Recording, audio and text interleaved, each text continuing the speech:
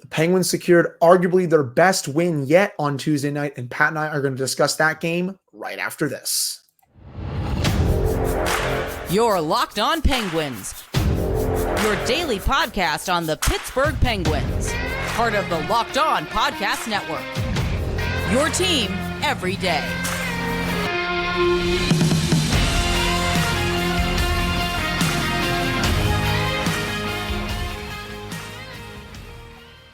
Hello, welcome back to another episode of the Locked On Penguins podcast. I'm one of your hosts, Hunter Hodes. You can follow me on Twitter at Hunter Hodes, joined by my co-host Patrick Damp. You can follow him on Twitter at Syndrome for Wet, and you can follow the show's Twitter at LO_Penguins. Of course, thank you all so much for making this your first listen/watch of the day.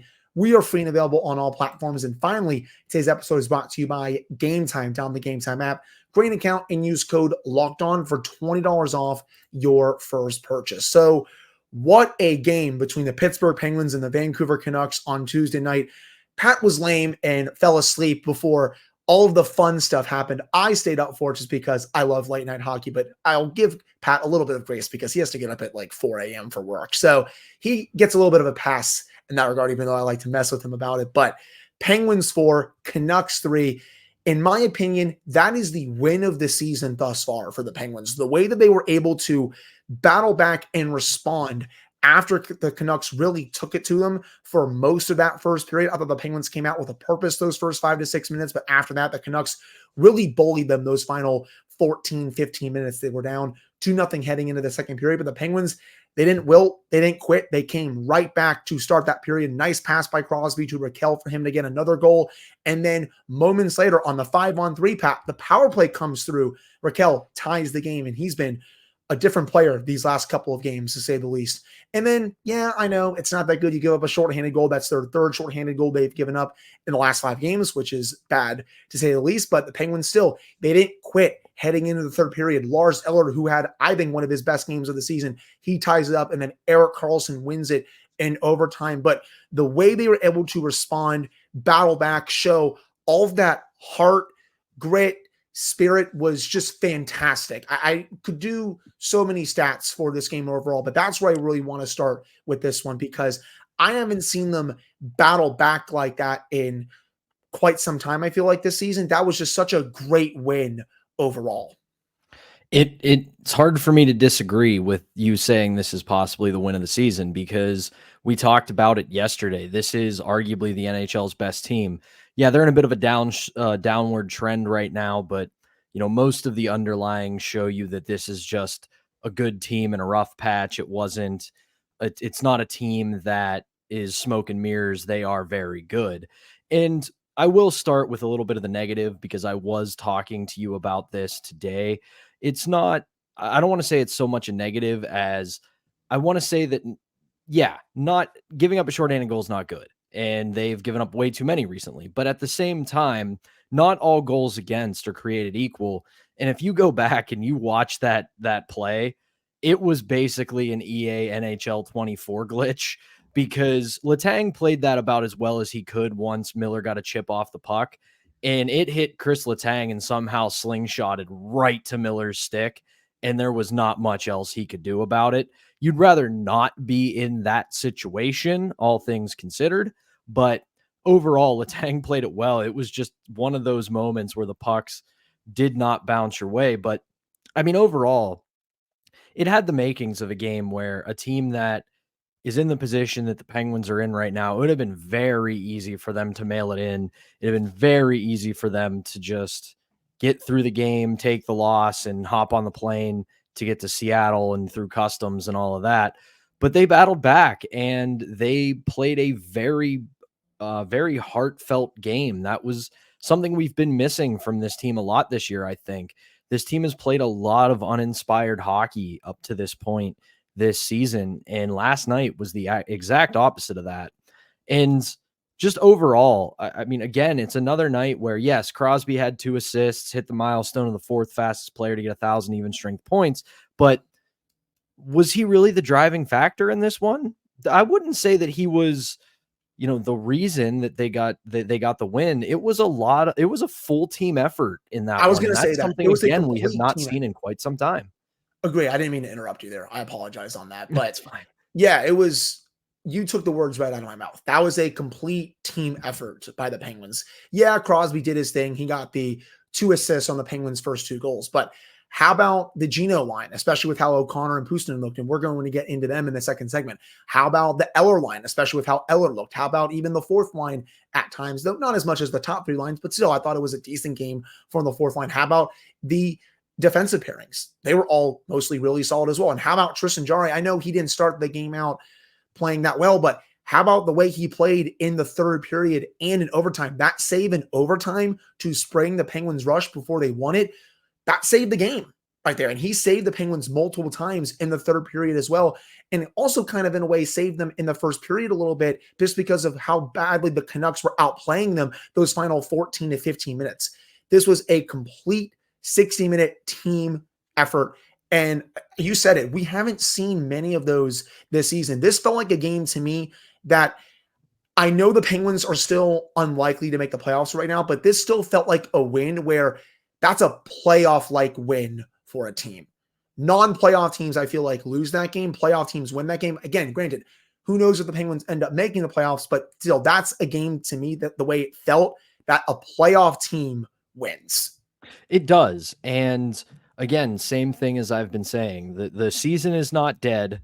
This team is not buried yet, but they are on life support in the ICU right now. This is not a team that by any stretch of the imagination is back. Well, I don't want to say back in the race, because with how few points separate so many teams right now, a good week by one and a bad week by another completely flips this race on its head.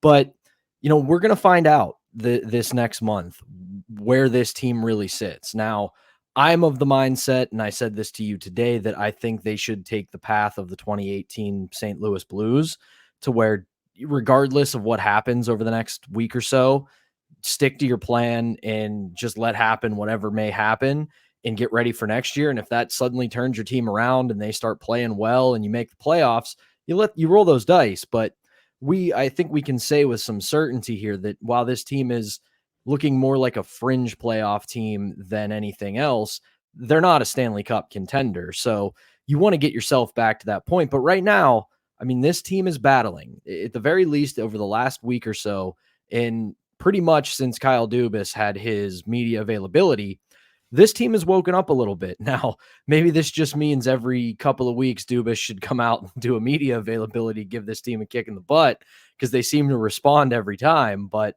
regardless, I like what I saw last night. I like what I've seen the last week from this team. The flaws are still there. The issues still exist, but they're finding ways to paper over them. And the last thing that I'll say on this, over the last week or so, the most encouraging sign to me, they've started to score again. Yeah, 4 goals isn't tremendous, but 4 goals against a team like the Vancouver Canucks and beating them in overtime, where they have not been good this season, the Penguins, that is, those are encouraging signs. 7 goals against the Flyers. I mean, again, that's also pretty encouraging as well, especially for a team that has been the worst finishing team in the league this year. And you made a point when you were talking that I was going to lead into. Ever since Kyle Dubas spoke to the media last week and quote unquote challenged them a little bit, the team has responded. He even said he's going to take these next couple of weeks and be as patient as he can before he decides to, sell off some assets, potentially blow this thing up outside the core. But since that point, Pat, they're 3-0. 5 more games until the trade deadline. This team is trying its best to send a message to him by saying, do not throw in the towel. Do not punt on this season. We're going to figure this out. That's what they're trying to do these last 3 games. We'll see if it can continue for the rest of this road trip. And then when they come back home to play the Blue Jackets and the Capitals, but that's the message that they're sending right now. And I think Dubas has got to be at least pretty happy with it, with the way they've responded these last 3 games. And I know a lot of people don't want to hear this. I know they really don't, but he inherited a mess. He really did. Yes, we have gone over some of the moves he made this offseason and even some of the ones he's made in season and how they're not exactly A1 gold star moves, but he inherited a team that really any direction was possible. This was one of the most unpredictable seasons for me. I know that we said we expected more out of them just because of what we saw on paper and how the Metropolitan Division went, but you could have convinced me one way or the other on any direction this season. You could have convinced me this team wins the Metro. You could have convinced me this team sneaks in a wild card. You could have convinced me this team bottoms out, and I would have had justification for all of those.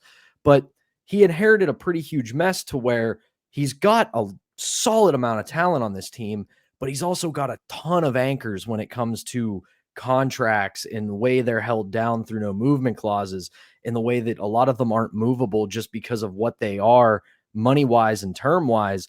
So really, it's a hard place for him to be in. And yeah, I'm not making excuses for him. He needs to be better. He was very handsomely compensated by FSG and the Penguins.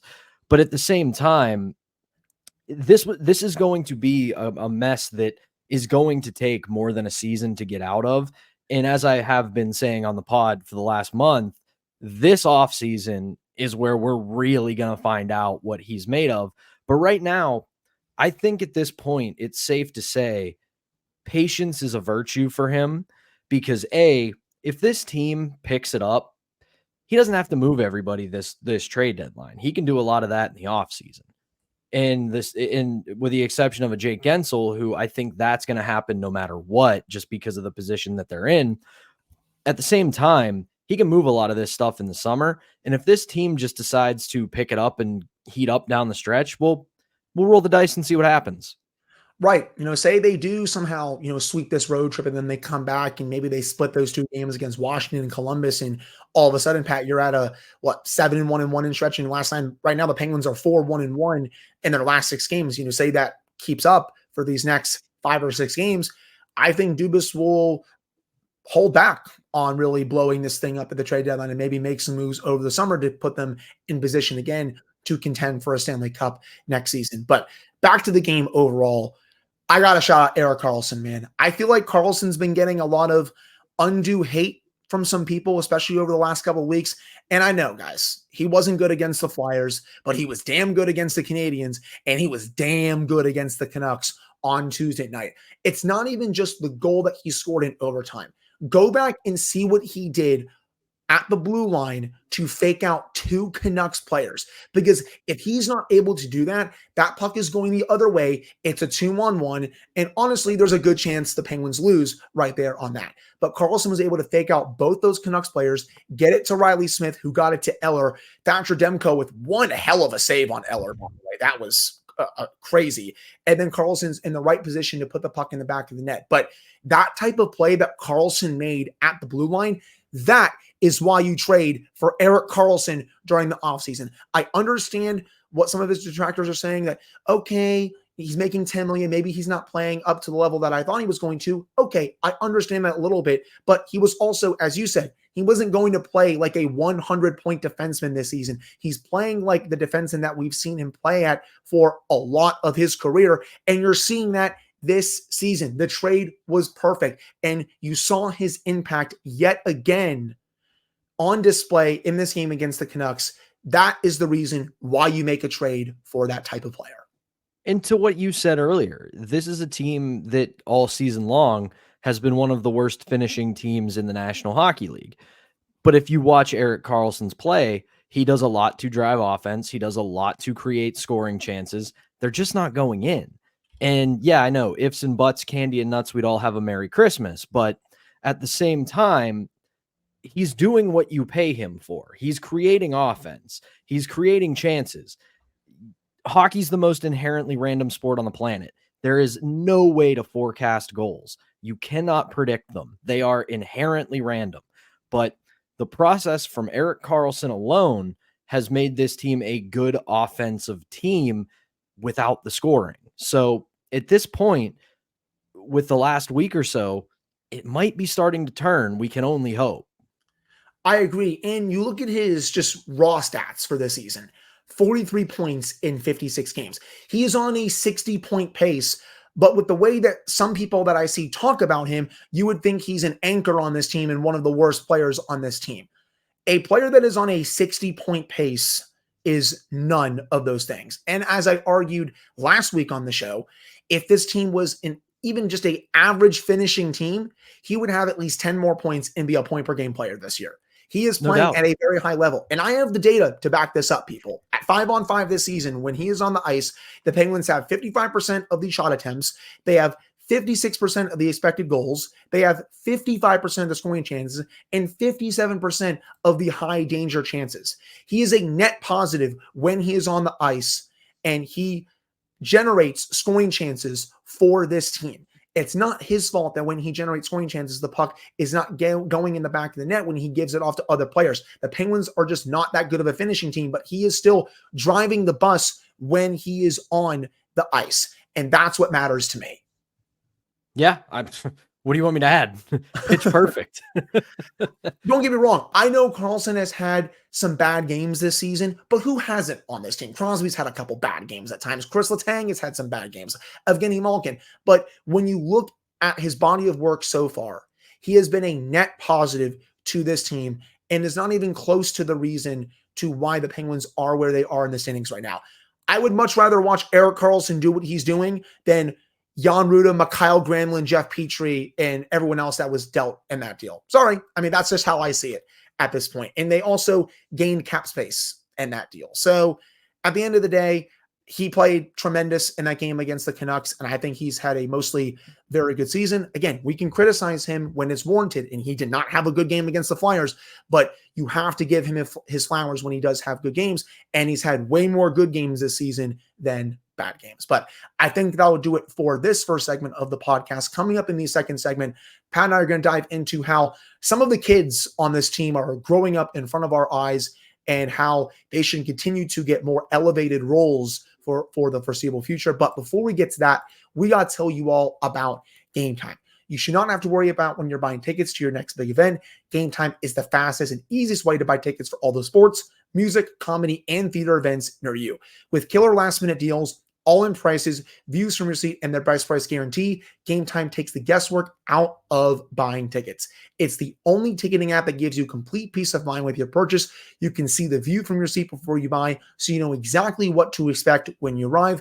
All-in prices show your total up front, so you know you're getting a great deal before you check out. You can also buy tickets in seconds with just 2 taps. Take the guesswork out of buying tickets with Game Time. Download the Game Time app, create an account, and use code LOCKEDON for $20 off your first purchase. Terms apply. Again, create an account and redeem code LOCKEDON for $20 off. Download Game Time today. Last minute tickets, lowest price guaranteed. And we're not done. We still got to tell you all about FanDuel. Get buckets with your first bet on FanDuel, America's #1 sportsbook, because right now, new customers get $150 in bonus bets with any winning $5 bet. That's $150 if your bet wins. You can bet on all your favorite NBA players and teams with quick bets, live same-game parlays, exclusive props, and so much more. Just visit FanDuel.com/lockedon and shoot your shot. That's FanDuel, the official sportsbook partner of the NBA. All right, we're back here on this episode of the Locked On Penguins podcast. I'm one of your hosts, Hunter Hodes, joined by my co-host, Patrick Damp. So, Pat, how about those kids? How about Valtteri Puustinen, Andrew O'Connor? But I'm going to start with Puustinen. He continues to be outstanding over this last week and a half. He had another great game against the Canucks on Tuesday night. Honestly, he could have had a couple of goals as well. And when you dig into the data a little bit, 12 minutes of 5-on-5 ice time. When he was on the ice, the Penguins had almost 67% of the shot attempts, also a 69% expected goals for rate, which is very nice. Also, 72% of the scoring chances for the Penguins when he was on the ice. He has really turned a corner these last couple of weeks. I know he was in a little bit of a rut for a few weeks prior to that, but he is looking like a bona fide NHL player. His hockey IQ is off the charts. He has a great shot. His playmaking ability has really come into his own, and also his play away from the puck, I think, has been a lot better as a whole too. He's looking like someone who is definitely, I think, going to stick around for the rest of the season and should be on the team for next season as well. He's been tremendous to watch lately. Yeah, 4 points in his last 4 games, had a goal against the Islanders. He's had assists in 3 straight.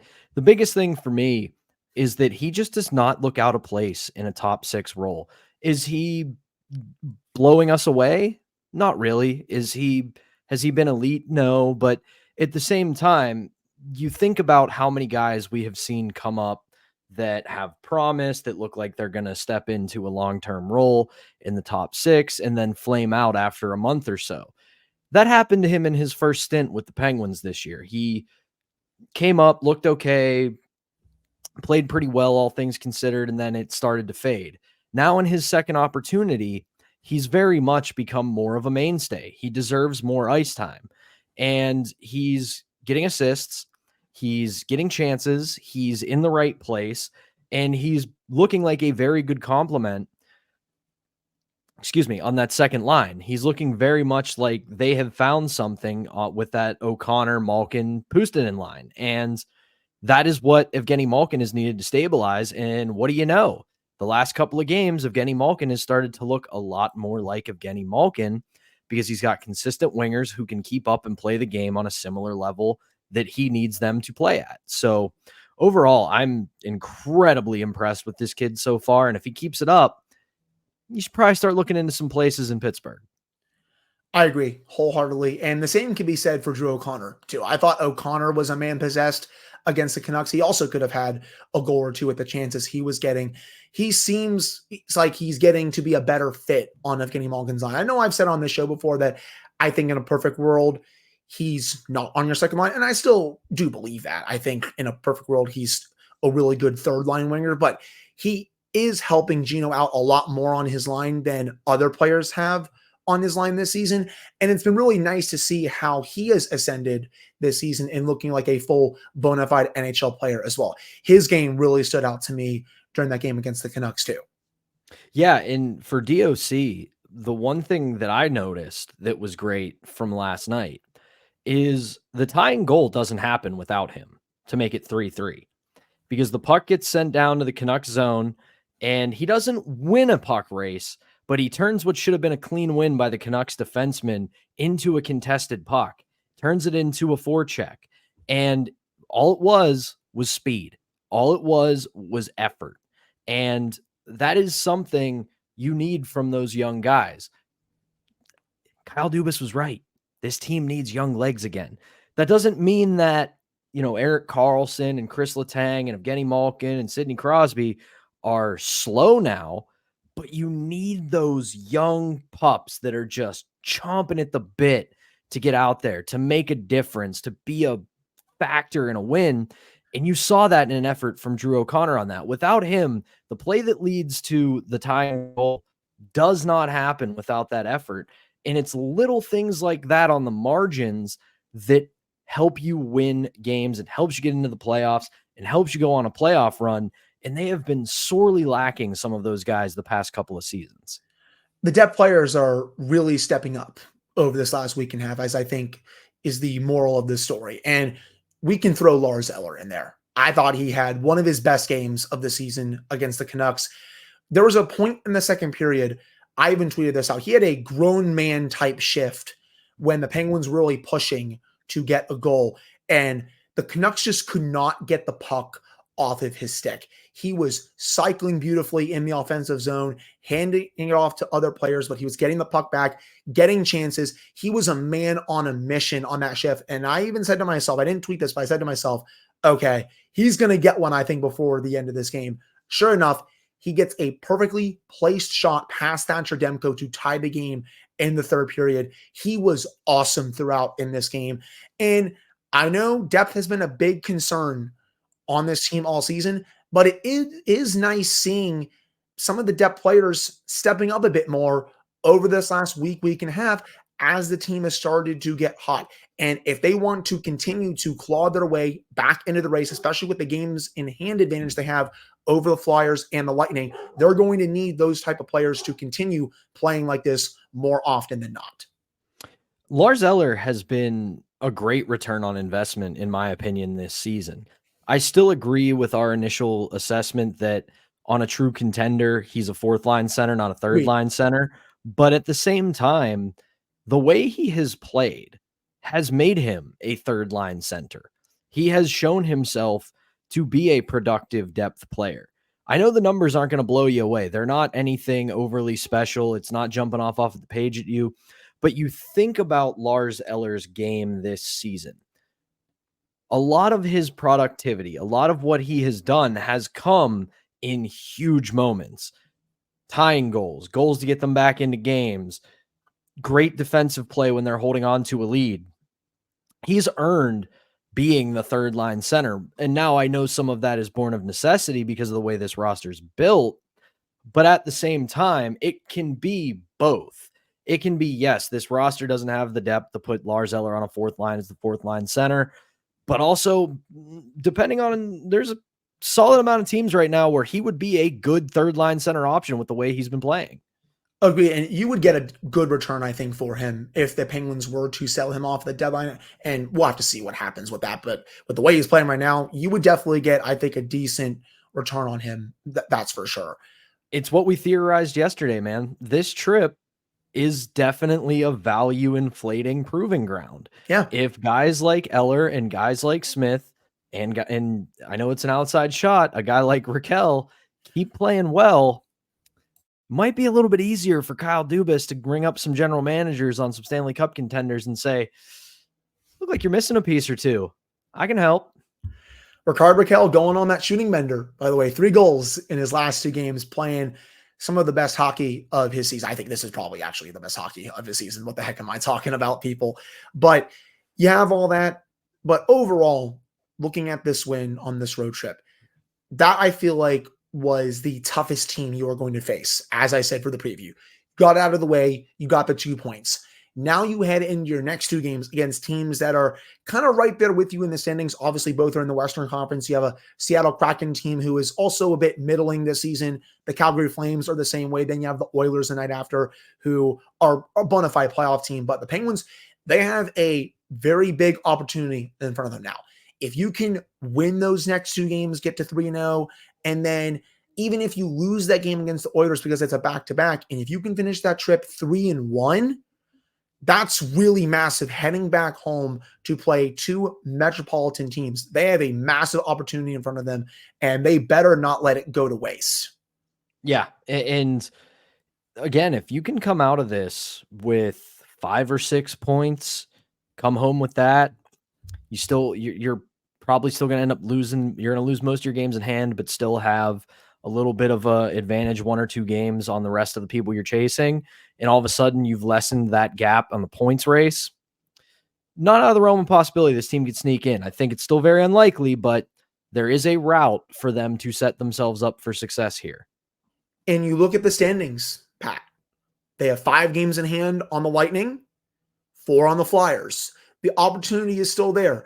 Is it, as you said, unlikely? Yes. But the opportunity is still there with their season being on life support that they can really claw their way back into this if they're able to get some results on the rest of this road trip and then getting some results when they come back home for the start of March and then all of March in general, just because of how nuts that month of games is going to be for this team. But that'll do it for this second segment. Coming up to end the show, you know it's Wednesday. That means it's Warrior Helmet Wednesday. There are a lot of picks for the Warrior helmet for this week, but Pat and I have made our decisions for who's going to get the helmet. But before we get to that, we got to tell you all about eBay Motors. Passion, drive, and patience. What brings home the winning trophy is also what keeps your ride or die alive. eBay Motors is everything you need to maintain your vehicle and level it up to peak performance, from superchargers, roof racks, exhaust kits, LED headlights, and more. Whether you're into speed, power, or style, eBay Motors has got you covered. With over 122 million parts for your number one ride or die, you'll always find exactly what you're looking for. And with eBay Guaranteed Fit, your part is guaranteed to fit your ride every time, or you'll get your money back, because with eBay Motors, you're burning rubber, not cash. With all the parts you need at the prices you want, it's easy to turn your car into the MVP and bring home that win. Keep your ride or die alive at ebaymotors.com. Eligible items only. Exclusions apply. eBay Guaranteed Fit is only available to U.S. customers.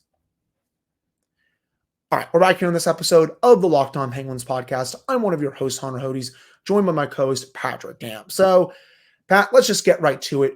Who are you giving your Warrior helmet to on this Wednesday? A lot of really good selections. It was hard to really narrow them down, but who gets your Warrior helmet for this week? Yeah, nice to be in a position where we have multiple options for Warrior Helmet Wednesday rather than having to, break our backs trying to figure out who we can give it to. But I am going to go with somebody that, even though I've been kind of trying to trade him for the last couple of weeks, I'm giving it to Rickard Rakell. He has looked very much like he's found his game. And I had this take, but somebody much smarter than me beat me to it because they stayed up for the game.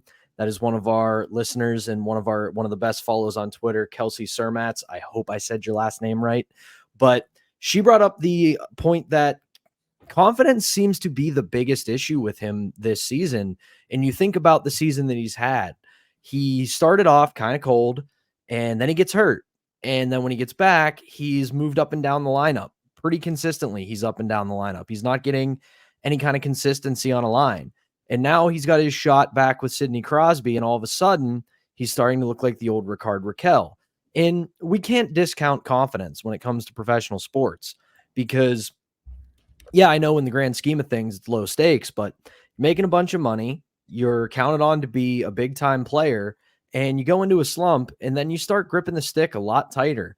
You start trying to do too much. You start trying to really hyper-focus on the things that aren't working, and it ends up being a detriment to your game.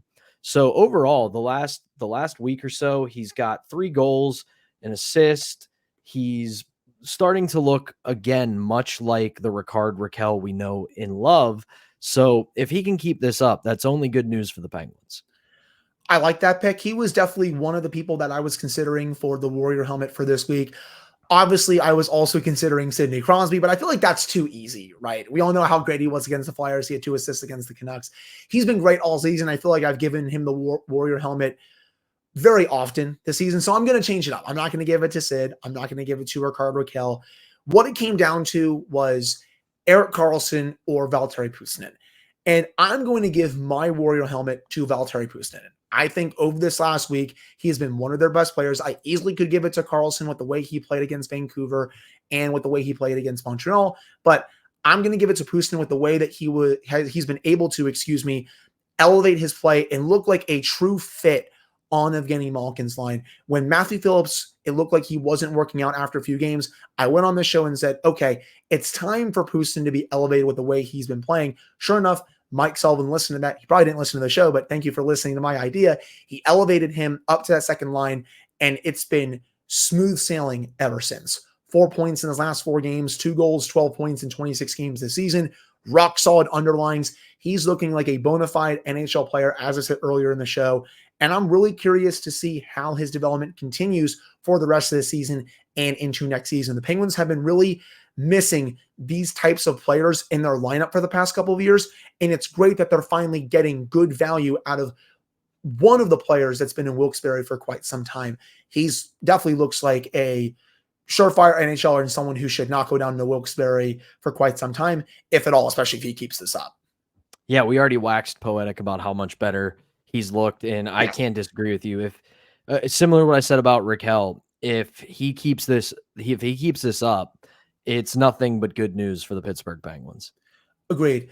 Again, I know a lot of me wanted to give it to Karlsson, and I feel like I easily could have, but just with the way Puustinen has elevated his game, it was a slam dunk for me to give the Warrior helmet to him. But do you have anything else to add about the game or anything regarding this team before we wrap up?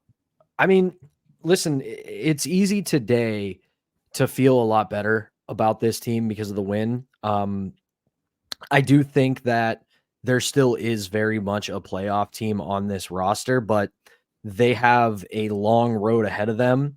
And buckle up for March, folks, because it is going to be a long one.